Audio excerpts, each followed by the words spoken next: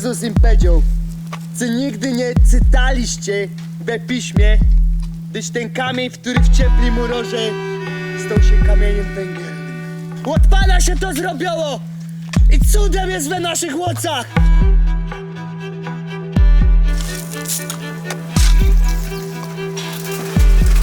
Mamy wszystko, czego dusza zapragnie i możemy się niczego nie bać, bo w dodatku jesteśmy bardzo silni.